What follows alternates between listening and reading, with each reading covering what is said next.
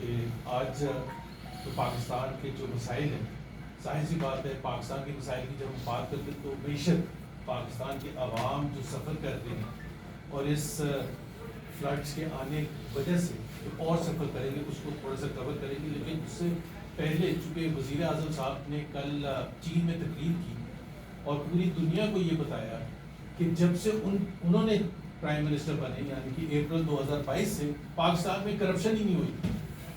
ابھی اتنا بڑا جھوٹ انٹرنیشنل آڈینس کے بعد ہوتا، تو اس وجہ سے میں دو صرف واقعات بتاؤں گا. ظاہر ہے ایک بہت بڑا تفصیل ہے کرپشن کی، اور وہ ان کے اپنے سورسز کی بتاؤں گا.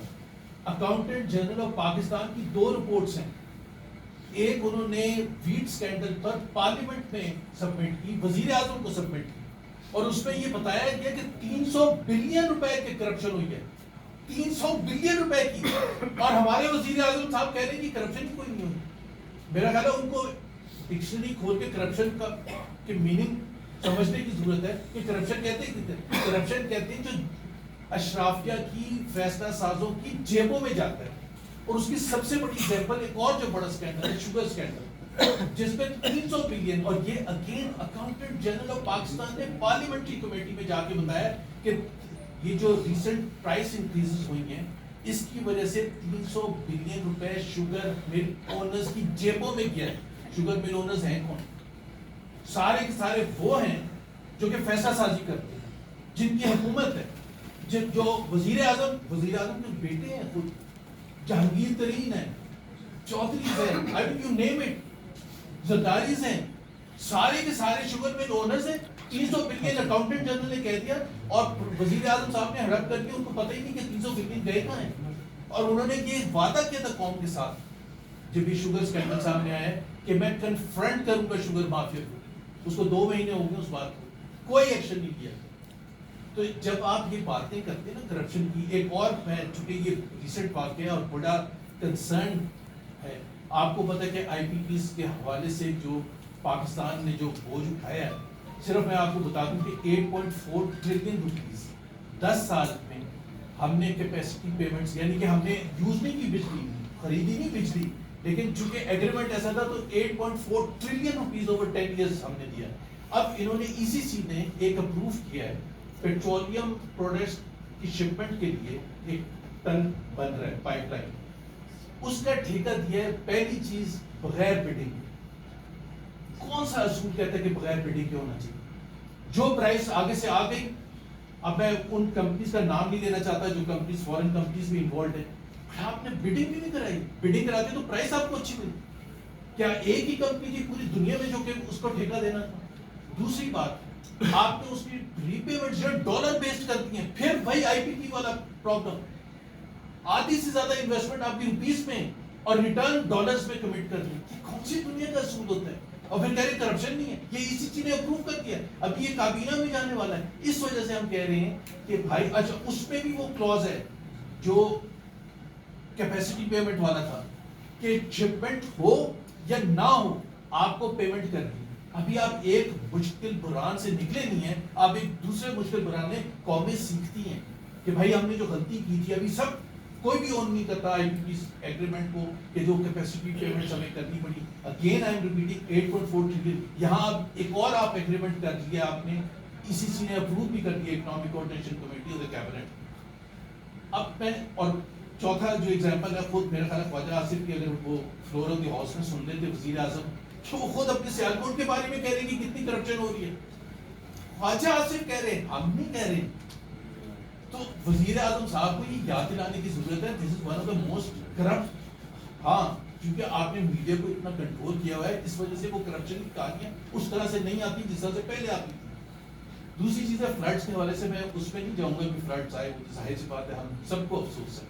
بٹ میں یہ سمجھتا ہوں کہ اس کو یہ سارا کا سارا قصور نیچرل ریزنس کو دینا اور کلائمیٹ چینج کو دینا، یہ ظلم ہے پاکستان کے عوام کے ساتھ. سلمان صاحب نے ایک ذکر کیا تھا کہ 2022 میں جب سیلاب آئے تھے، کیونکہ میں یہ شو کرنا چاہتا ہوں یہ حکومت کی نااہلی ہے جس کی وجہ سے کروڑوں پاکستانی آج سفر کر رہے ہیں، کروڑوں عوام سفر کر رہے ہیں. 2022 میں آپ کا سیلاب آیا، میں پیچھے نہیں جا رہا ہوں، پچھلے اتوار میں 2022 کو لے لیتے. UN سیکرٹری جنرل آئے یہاں, انہوں نے ایک کانفرنس ہولڈ کی باہر, انٹرنیشنل ڈونرز آئے, مختلف کنٹریز آئے, ADB, United nations, world bank, دوسرے ادارے آئے, $11 بلین کی پلیجز ہوئی, $11 billion. Finance minister Muhammad Aurangzeb آج فرماتے ہیں کہ وہ جو پلیجز تھے وہ ہمیں اس لیے نہیں ملے کہ ہم نے بینکیبل پروپوزلز دیے ہی. کس کا قصور ہے؟ اگر آپ نے صرف اپنا کام کیا ہوتا, ویزیبلٹیز بنائی ہوتی انٹرنیشنل کنسلٹنٹس کے ساتھ بیٹھ کے, اور وہ سبمٹ کرتے, $11 بلین آپ کے پاس آتے 2022 میں, آپ انویسٹمنٹ کرتے, آپ گھر بناتے, آپ کے ناز کا سسٹم ٹھیک کرتے, آپ ارلی وارننگ سسٹم بناتے, آپ ڈیزاسٹر مینجمنٹ سسٹم بناتے, آپ نے کچھ نہیں کیا, کیونکہ آپ کے پاس تو پیسے ہی نہیں آئے. صرف $3 بلین آئے تھے, وہ اس وجہ سے آئے تھے, وہ ADB اور ورلڈ بینک کے تھے اور تھوڑے سے کچھ اور آئے. But bulk of the money, close to $8 billion, never came to Pakistan. اب اس کا کون قصوروار ہے؟ شہباز شریف صاحب وزیر اعظم, سارے کے سارے مسلم پیپلز پارٹی اس وقت بھی حکومت میں. اس کے بعد سے آپ ایک دم سے اٹھے جب فلڈز آئے. اب فلڈز آئے, آپ تیاری کرتے ہیں. اب میں صرف پنجاب کے فلڈز کی صرف ذکر کر رہا ہوں, اور میں پالیٹکس نہیں کر رہا, یہ نہیں کہہ رہا کہ وہ جاپان کیوں گئی تھی مریم نواز, یا تھائی لینڈ کیوں گئی تھی. 26 اگست کو یہ آپ کے ریکارڈ میں اور آپ کے اخبارات میں 27 کی فرسٹ ہیڈ لائن تھی سب سے بڑی کہ پنجاب ڈوب گیا. مریم نواز 26 تاریخ تک جاپان میں, 26 تاریخ تک. اس کا مطلب ہے کوئی ڈیزاسٹر سسٹم نہیں تھا, اس کا مطلب ہے کوئی ارلی وارننگ سسٹم نہیں تھا, یا اگر تھا تو پھر تو اور بڑا پرابلم ہے کہ آپ کو واپس بھاگ کے آنا. بیوروکریٹس وہاں, چیف سیکرٹری وہاں بیٹھے تھے جاپان میں, سینئر منسٹر وہاں بیٹھی ہوئی, چیف منسٹر وہاں بیٹھی ہوئی, باقی سارے 4-5-6 منسٹر اور بیٹھے. میں اس میں نہیں جا رہا ہوں پالیٹکس میں کہ کون کون گیا تھا, جہاز کی بھر کے لے گئے, وہ ایک الگ موضوع ہے. تو fact of the matter is, آپ 27 کو لینڈ کرتی ہیں, 27 کے ڈان اور دوسرے اخبارات آپ اٹھا کے دیکھ لیں کہ اس میں کیا ہیڈ لائنز ہیں پنجاب میں سیلاب کے حوالے سے. Where does she go? She goes to Murree. کیوں؟ وہاں بڑوں کی بیٹھک ہونی ہے. کس لیے؟ کہ جی ہم نے کب تک رہنے یہ نظام کو آگے لے کے چلیں. ابھی آپ مجھے بتائیں کہ یہ سیریسنس ہے کہ آپ نظام کو اگلے 5 یا 10 سال آگے لے کے جانے کی بات کر رہے ہیں, جو رانا سناوڈا نے ذکر کیا, اور آپ کو اتنی ارجنسی نہیں ہے کہ آپ جائیں لاہور میں. By the way she was to go to Lahore. ظاہر سی بات ہے لاہور کیپٹل ہے اور سچویشن بھی اچھی. جہاز اسلام آباد آیا تاکہ وہ رش کر کے جا سکے. ابھی اتنی کیجولنس ہے. میں نے آپ کو محمد اورنگزیب کا بیان بتا دیا $11 بلین کے حوالے سے. خواجہ آصف نے کل تقریر کی ہے فلور آف دا ہاؤس, اور انہوں نے کہا یہ غلط ہے کہ اگر ہم آسمانوں کو بلیم کریں یا کلائمیٹ چینج کو بلیم کریں اسے سیلابوں کی وجہ سے.